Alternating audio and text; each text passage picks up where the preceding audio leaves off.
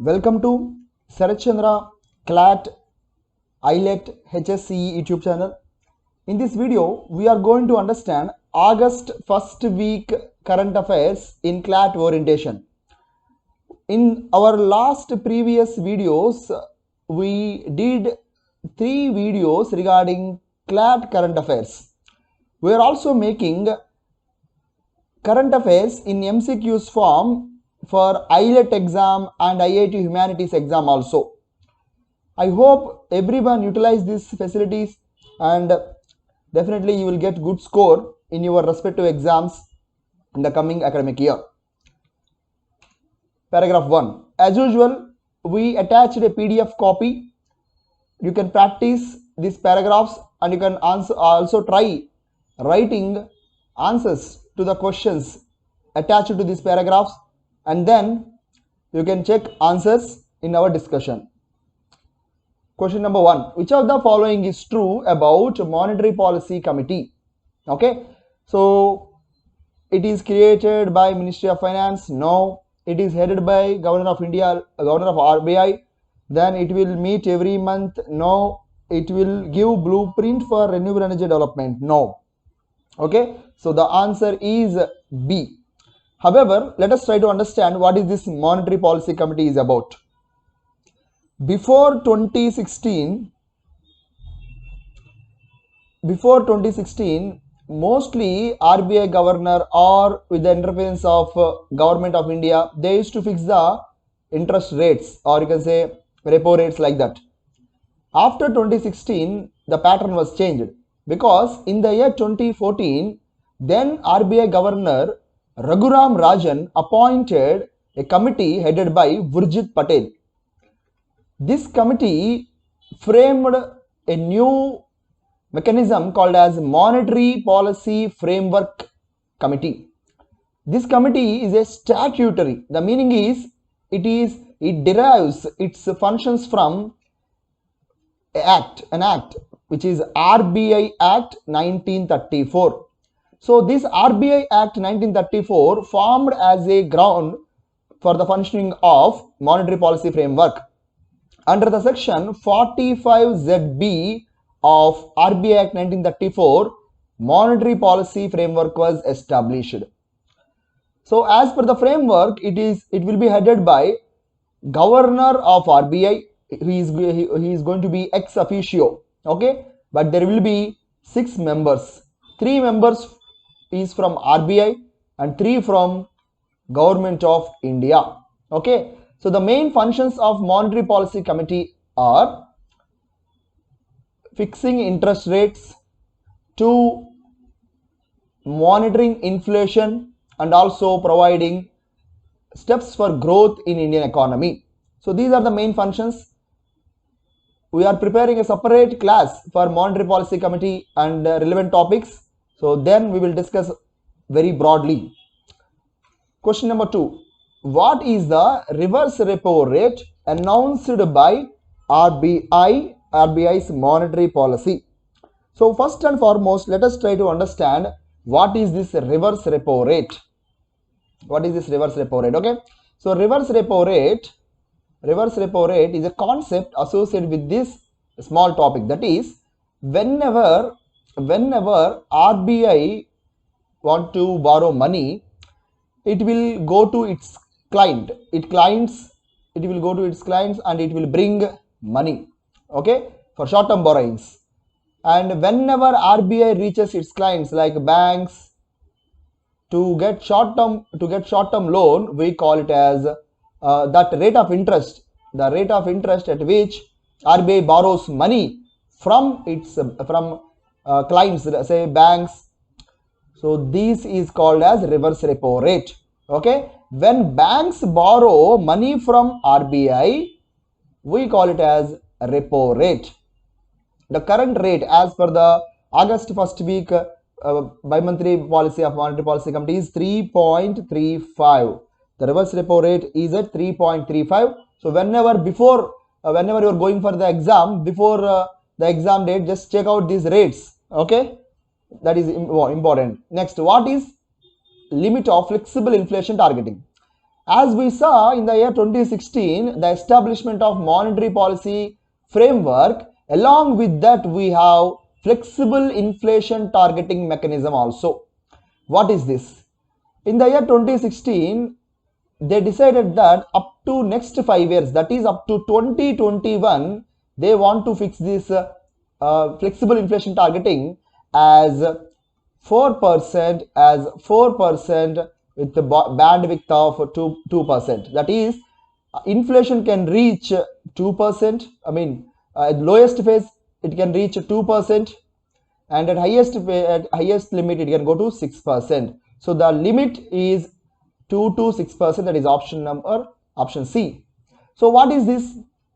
Government RBI will tries to maintain inflation mostly between 2 to 6%. And remember that RBI will see CPI, not RBI will see CPI, that is consumer price index, not WPI. Remember this, okay? RBI will announce inflation, will consider the inflation CPI, consumer price index, which is inflation, that is price changes at the consumer level or retail level, whereas WPI is price changes at wholesale level or at bulk goods.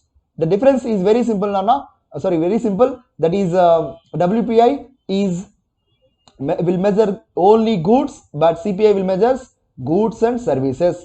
CPI announced by Central Statistical Office, which is under Ministry of Statistics Program Implementation, whereas WPI announced by Office of Economic Advisor, which is under Ministry of Commerce and Industry.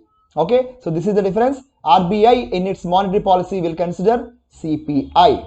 Okay, so this is the question. Next, which of the following is greatest threat to Indian economy? It's a generalized question.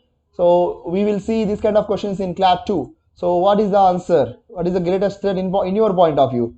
Okay, thermal power plants, no.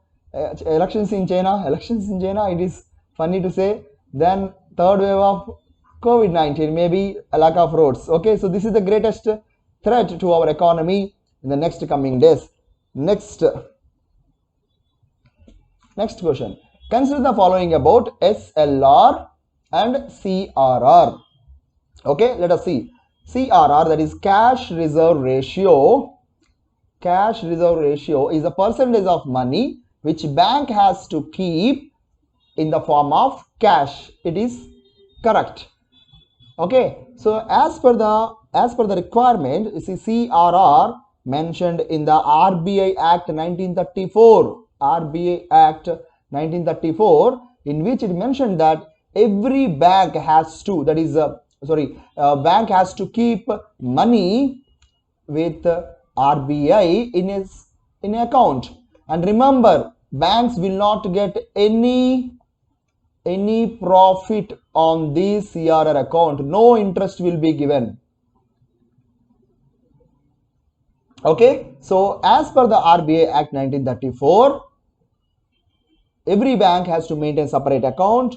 In that, cash will be deposited and no interest will be paid on this account. Next, statutory liquidity ratio. This statutory liquidity ratio is a percentage of deposits the commercial bank has to maintain in the form of liquid cash, gold, and other securities. That can be government securities, that is state government securities, or even central government securities. Okay, I hope you know what is security is about. Government security. In our previous videos also we discussed detailed explanation about government securities. Okay, there are two categories here. One is short-term security. One is short-term, and the other one is long-term. Short-term is also called as treasury bills, whereas long-term is also called as dated bonds. So remember, who can give dated bonds? It is only Government of India can give dated bonds. All right. So you can refer previous videos to find more about government securities. Next. All right. Next, which of the following is incorrect? So if you see, 1 is correct and 2 is also correct. Remember one more thing. SLR, if you open, SLR will keep with the same within the bank itself. Within the bank itself, you have to keep the SLR. No need to keep with the RBI. And you can earn profit with this SLR. Remember this, okay? But area CRR, no profit is allowed, and here you can earn the profit. So which of the following is incorrect? Both are correct. So both are correct, that is none of the above, because both are correct. Right, next paragraph. 2 years ago, India bid farewell to 370. So this is regarding Article 370, and let us try to answer the first question. Which of the following laid down establishment of Article 370? Pune Pact, no way, because Pune Pact is happened in Yerrawada jail, and it is between Gandhiji and B.R. Ambedkar. And one more thing, that on behalf of Gandhiji, Madan Mohan Malavya signed this Pune Pact, which is about reservations for depressed classes. And remember, you can also revise one more point, that Pune Pact was signed or agreed after the announcement of Ramsay MacDonald Award, which is also called as a communal award after the second roundtable conference. So this is not a relevant matter here. So Delhi Agreement 1951 is, we have to wait and see. Then Shimla Agreement, we don't know, because it is 1972 we have an agreement, and 1914 also. Previous videos we discussed already about both the agreements. Just look at them. For example, 1914 Shimla Agreement created McMahon Line, and 1972 agreement created line of control. Then Bangkok Agreement 1969, which is nothing but your ASEAN. Okay, so chalo, the option is 1951. So what happened was, we got the story. To go back to the story, 1947, when India's Independence Act was then framed, it gave three options. One, creation of domain of India, domain of Pakistan, and it gave option to princely states to join either in India or in Pakistan. So almost out of 565 princely states, almost all choose to join in their respective domains, and 3 remain out of the circle. One is your Maharaja Hari Singh Kashmir, and Nizam Hyderabad, and Junagadh. So what happened here? Operation Polo was enforced, and Hyderabad joined in Union of India. So then later Junagadh also joined. But coming to Maharaja Hari Singh, that is Kashmir, he just waited for few days. So what happened then? With the help of some tribal groups within the Kashmir, Pakistan came with attacked Maharaja, and all of a sudden Maharaja agreed for Instrument of Accession. After Instrument of Accession, we conducted a meeting in Delhi. In that Delhi agreement, it is government of India agreed to create Article 370 as a temporary provision, in which it guarantees special status to Jammu and Kashmir, own constitution, separate flag, separate citizenship, and most importantly, there are certain provisions that fundamental rights are not allowed, are not enforceable, and also center cannot enforce financial emergency. So financial emergency article, which article is Article 360 declares about financial emergency, and in which whenever credit situation or financial stability is threatened, then government can declare this financial emergency. It is not enforceable in Jammu and Kashmir as per the 370 article. And then it also created Article 35A, that is you and me cannot get rights in Jammu and Kashmir. The rights are given to permanent residents. Okay, so no one, the transfer of properties is not allowed, and you will also lose your rights if you marry some other person who doesn't belongs to Jammu and Kashmir. Okay, these are the special provisions, but unfortunately on August 5th 2019 everything removed, because on that day we abrogated Article 370. All right, so this is a short story which you need to remember. No need to focus on too much details, because it's almost a past event. However, you should have a basic understanding. Then which of the following sharing boundary with Jammu and Kashmir? Direct question. So direct question, it is Afghanistan. So Afghanistan, if you see, Afghanistan is one of the country which is sharing just 106 kilometers boundary line, and it is Durand line which is separating Afghanistan and Kashmir. Apart from that, it's Bangladesh. You know that largest boundary sharing country, almost 4,000, almost above 4,000 kilometers, 4,156 kilometers it is sharing the boundary. Okay, next, which of the following state of India joined with union with instrument of accession? So interesting question. Okay, so Andhra Pradesh, no way. Arunachal Pradesh, no way. And Sikkim, yes it is 1975. So it was agreed to join with India. Okay, he agreed to join with India in 1975. All right, so next, so yes, this is the recent initiative. Okay, initiative E RUPI, E RUPI initiative. All right, which of the following is not true about E RUPI? Okay, so the option is corporate can enable well-being of their employees by distributing UPI vouchers. It is true. Okay, it is end-to-end digital transactions, does not require any physical issuance. It is also true. Vouchers are tracked to prevent leakages. True, and it is official digital currencies. No, currency. No way, no way. Okay, let us try to understand what is E RUPI first. Okay, try to understand this concept of E RUPI. Before that, I will just explain you the concept. E RUPI is a concept based on voucher system. What will happen in USA if any student getting scholarship or subsidy from the government in school fee, that selected student will get a voucher, and this voucher he has to submit in school, and this voucher giving assurance that school will get money from the government and student will get subsidy in his fees. Even Chile, Switzerland, everyone tried this system. Now India implementing this.